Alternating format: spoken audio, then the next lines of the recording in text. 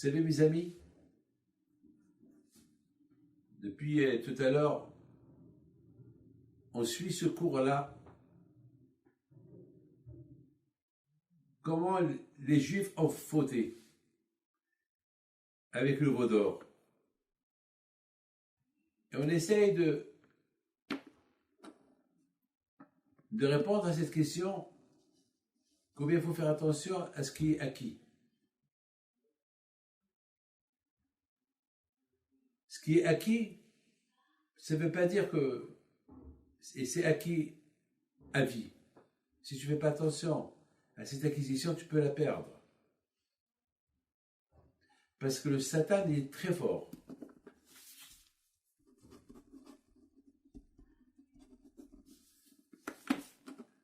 Pour faire pénétrer le doute dans le corps et le cœur de la personne. La Torah, elle est émette. La Torah, c'est le béton. Pour construire une maison, il faut du béton.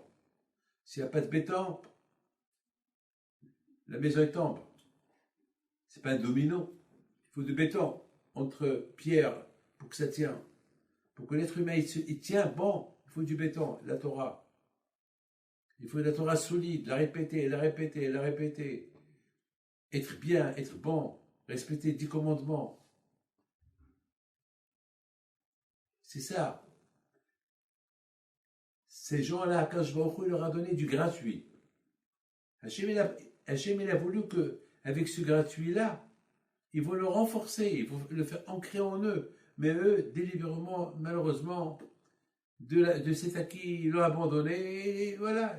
Ils ont fait faillite de leur vie spirituelle qu'ils ont vue depuis la sortie de l'Égypte jusqu'à maintenant. Et voilà ce qu'ils sont avec. Un veau d'or. Un veau d'or.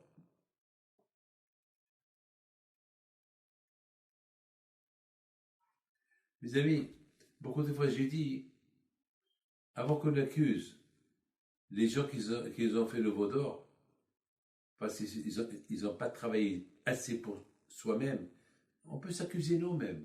Beaucoup de fois on connaît la vérité, mais on ne fait pas la vérité. Donc avant de critiquer quelqu'un, il faut que nous critiquions nous-mêmes. Je voudrais, mes amis, vous raconter une très belle histoire, une histoire spectaculaire. Il y avait un rabbin qui était jeune encore et ils ont voulu présenter une fille très très bien, une fille bien bien bien. Alors bon, ils ont préparé le rendez-vous et il est arrivé 5 minutes avant l'heure du rendez-vous chez la fille. La porte n'était pas fermée. Mais de loin, il voit, la porte était entrouverte, il voit de loin comment une jeune fille, elle arrange la table, elle nettoie. Alors lui, il n'a pas voulu rentrer parce qu'il s'est dit, j'attends que je rentre à l'heure exacte, pas tout de suite. Il voit comment des enfants, ils ont renversé la limonade, ils ont renversé tout ce qu'il y avait sur la table, par terre, à chimichement, c'était grave, grave, grave. Et la fille, ou le qu'elle s'énerve sur ses frères, sur les enfants, il leur a dit, c'est pas grave, c'est pas grave, c'est pas grave, allez, viens. Il y a encore 5 minutes avant que mon futur Hatan qui veut me voir, avant qu'il arrive, viens, on va ranger ensemble. Il était calme avec eux, c'était super, vraiment. Le rabbin dehors, le jeune homme, il voit tout ça, il dit, c'est même pas la peine que je rentre. Il n'est pas rentré à la maison. Il est retourné chez lui à la maison. Alors, son père lui dit, mais mon fils, pourquoi Abraham, mais pourquoi? Mais c'est l'heure du Shidour. C'est pas la peine, papa, que je la vois. C'est une super fille. C'est pas la peine que je m'assoie. Pour la connaître, je l'ai connue. Mais comment tu la connais? Je l'ai jamais vue. J'ai vu comment elle s'est comportée avec ses frères. Elle ne s'est pas énervée. J'ai vu comment elle est sage. J'ai vu quelle patience elle a. Il n'y a pas une deuxième fille comme celle-là. C'est celle-là que je veux. C'est même pas la peine. Elle déjà, elle m'a vu. Mais moi, c'est pas la peine que je la vois. ça me suffit. Ce que je veux honnête, ça me suffit. Vous savez, mes amis, c'est pas une histoire. C'est pas une histoire simple, ça. Vous savez, pour acquérir des bonnes qualités, ça donne du travail. Beaucoup de travail. Pour avoir l'amour en Dieu, ça donne du travail.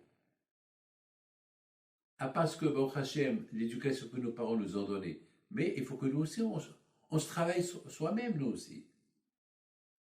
C'est pas que, je sais, Baruch Hashem, grâce à Dieu, j'ai reçu mon éducation de mes parents. Mais je me travaille aussi.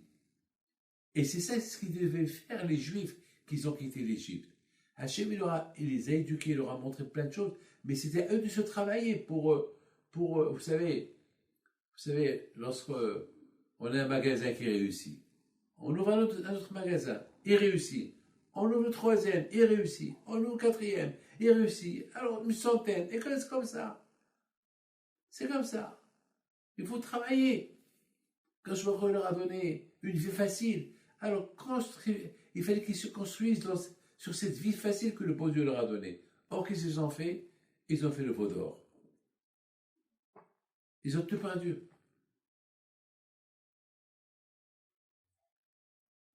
Ils ont tout perdu. Vous savez, il y avait une femme qui était chatranite, qui faisait des présentations, filles et garçons. Il y a une fille qui vient chez elle, et lui dit, une fille qui vient chez elle, pour qu'elle s'inscrit chez elle, pour qu'elle lui trouve un bon mari. Alors, la chatranite, la femme qui fait la présentation, lui dit, donne-moi un peu, raconte-moi un peu de ta vie. Il dit, voilà, moi, je ne suis pas trop religieuse, mais une chose je peux vous dire. Ma mère, elle fait 3 fois la prière par jour. Et je me suis dit que moi aussi, je vais copier ma mère. Prier moi aussi comme elle. Vous savez qu'est-ce qu'elle a dit, la chatranite? Elle a dit, c'est pas le fait que tu parles plus, j'ai le meilleur pour toi. Alors elle dit, mais pourquoi tu veux pas écouter un peu ma vie? Elle dit, non. Une fille qui me dit qu'elle fait sa prière, une fille qui veut être comme sa mère, c'est qu'elle a toutes les bonnes qualités. Si c'est ce que tu as appris de ta mère, et tu te vantes au niveau spirituel que ta mère elle fait 3 fois sa prière, tu veux être comme elle, alors j'ai rien à te dire. Tu es la meilleure. Voilà.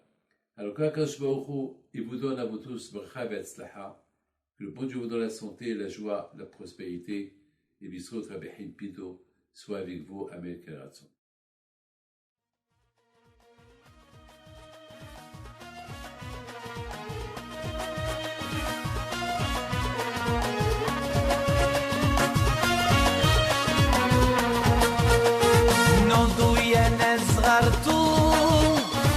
ربي حايم بنتو وقف لنا زي خوتو يا وز خوتو